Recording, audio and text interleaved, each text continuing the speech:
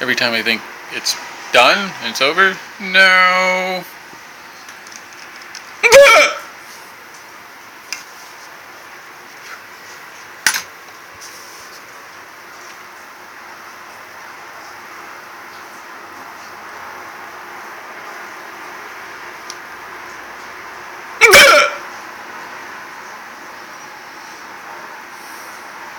I feel like I have Tourette's or something. Not making fun of anybody who has that. Just I'm saying I think I can almost understand.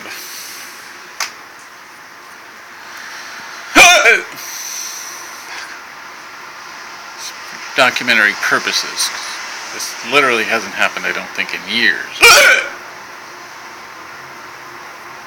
Very painful when it does, actually. And it usually lasts for like hours.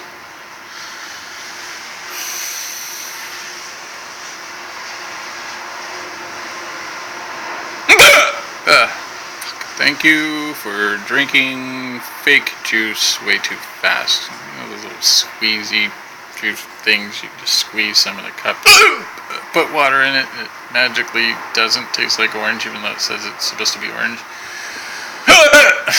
Not even remotely close to even Kool-Aid.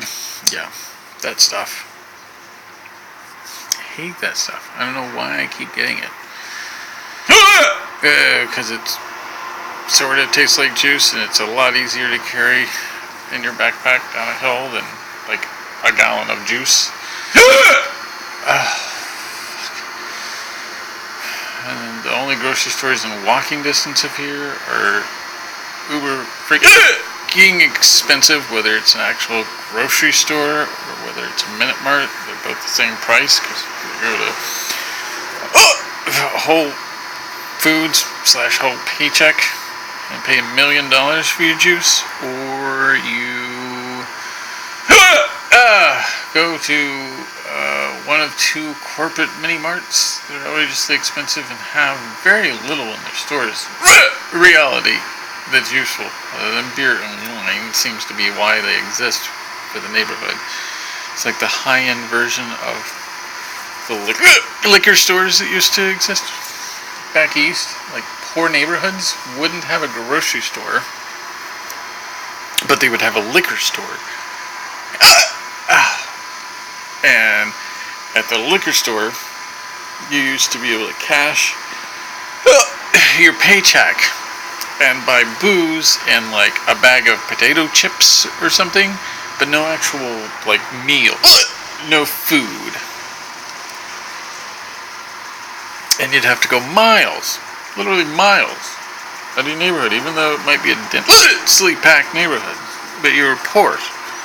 And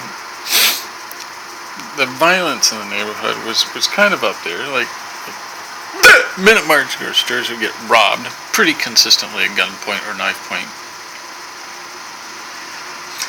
So nobody wanted to open a grocery store, afraid that they would get robbed. They had thousands and thousands of dollars in their registers instead of just a couple hundred like a Minute Mart. Anyway, no grocery stores, so liquor stores. I think nowadays we kind of have the same thing. The people in some of these neighborhoods under the illusion that they're wealthy because they got a nice, snazzy apartment that's got a view until the next building is built, and then they don't have a view. But they got like a room to go work out in and play ping pong and maybe a sauna if you got a nice enough building, and a rooftop garden to entertain your friends. Community rooms, because your apartment's actually too small to have more than like 4 people visit at a time. So if you want to have a dinner party, you got to do it in the community room, reserve time, because your apartment's too small. But your apartment's like $2,000 a month. And the reality is that you're not wealthy at all. You might make a buttload of money as a programmer or a property manager or whatever you're doing that's not a barista or bike mechanic or something. But in actuality, you're a poor slave because you've spent so much of your money in your apartment. And you work such long, ridiculous hours, probably for contract, not for an hourly wage, but for a contract for a set amount, which is pretty insufficient for what it should be, and you always complain about that to your coworkers. Anyway, digressing. So you spend exorbitant amount of money on your rent. You work such long hours, you don't have time to actually go to the grocery store. And there's not one in your neighborhood. So if you don't stop and get groceries on the way home to make food, you're ordering out. Hence the Amazon delivery trucks all over the place, dropping your groceries off for an extra fee, making you even more poor. And the Minute Marts that are available, that are the corporate nice Minute Marts, have beer and wine and very, very, very little food. Really expensive sandwiches, though. The two not corporate snazzy Minute Marts, Alfie's and Home. Alfie's actually has groceries, and its prices are a little higher, but they're not eye-gouging higher for most things. It's kind of reasonable for a tiny, like, independent grocery store. The issue is that he's got pretty much nothing on his shelves that you can buy to make anything that's vegetarian. If you love meat, it's a place to go. Works. If you want something with tofu, no. Not allowed to have it. Can't have it. No, you're wrong. You should be eating turkey. Or a hamburger that's frozen and was made in, like, Korea. South Korea, I'm sure.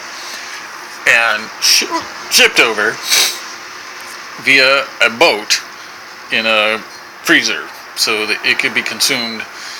But of course it was using American beef that went over there. I don't know what the fuck the world is doing with a thought process like that. Anyway. So, in Home Deli, his food prices are pretty ridiculous because a lot of this stuff is not delivered from a distributor to them. A lot of his food stuff he goes to Costco and buys, and it puts a markup on Costco. And Costco, to begin with, is not that much cheaper than a regular grocery store. A couple cents a can of tuna or something like that cheaper, but then he puts his markup on it, and it ends up being like 90 cents more than the grocery store. So it's a convenience thing, hence convenience store.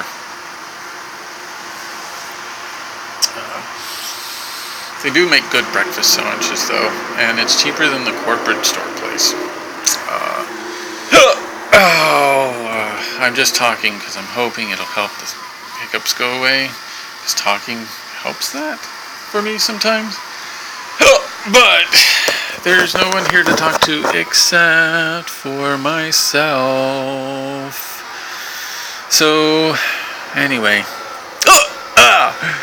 This isn't really working.